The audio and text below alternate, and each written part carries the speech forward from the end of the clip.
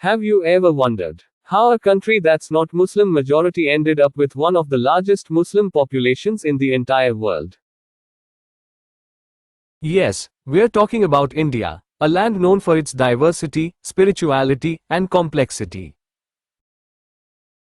But here's the twist. India is home to over 200 million Muslims, more than Pakistan, more than Egypt, and even more than Iran. So how did this happen? What's the real story? Let's take a deep dive into this incredible journey through time, religion, empire, and survival. India's story begins thousands of years ago, in a time when India was known as Bharatvarsha, a land of Vedic traditions, kings, sages, and spiritual seekers. Hinduism, Buddhism, and Jainism were the dominant faiths. But Islam, which was founded in the 7th century CE in Arabia, had not yet arrived. India was a thriving civilization, with mighty empires like the Mauryas and Guptas. So what changed? The winds of the desert from Arabia were carrying a new faith, a faith that would cross seas, deserts, and mountains to reach the Indian subcontinent.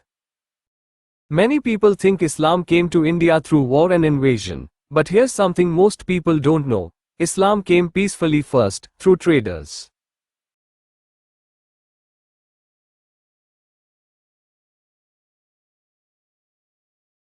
As early as the 7th century, Arab traders were sailing to the Malabar coast, in present-day Kerala. They weren't here to conquer. They were here to do business. Spices, silk, gems, and more. They lived peacefully, married local women, and built some of India's oldest mosques, like the Chairman Jumma Masjid, built around 629 CE, believed to be the first mosque in India. So Islam was already rooted in Indian soil, even before any Muslim empire ruled over it. Fast forward to the 12th century, a new chapter begins. Islamic empire began to rise in northern India. The Delhi Sultanate is established. Then comes the Mughal Empire, which would shape India for over 300 years. Under rulers like Akbar, Shah Jahan, and Aurangzeb, the Islamic influence grew stronger. Not just through conquest, but through culture, art, architecture, language, and administration. The Mughals weren't just warriors, they were builders of India's soul. Think of the Taj Mahal, the Red Fort, and the Urdu language, all gifts of this Indo-Islamic fusion. And during this time, many Indians converted to Islam, not by force, but by inspiration, especially through the teachings of Sufi saints who preached love, peace, and unity. India's conversion to Islam wasn't a story of the sword, it was a story of the soul. Sufi saints like Khwaja Moinuddin Chishti, and Nizamuddin Auliya, and others walked across India, spreading love and spirituality. They didn't build armies, they built hearts. People from the lowest castes, the oppressed and untouchables, found equality and dignity in Islam. That's why Islam grew organically in India, especially in regions like Bengal, Kashmir, Punjab, undivided Punjab, and Kerala. Then came the British. They ruled India with a strategy called divide and rule. They created divisions between Hindus and Muslims that never existed on this scale before. By the early 20th century, religious tensions were rising. In 1947, the Partition of India created two nations, India and Pakistan.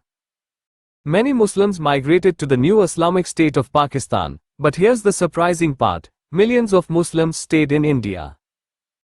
Because they saw India as their home, they didn't want to leave the land where their forefathers had lived for generations.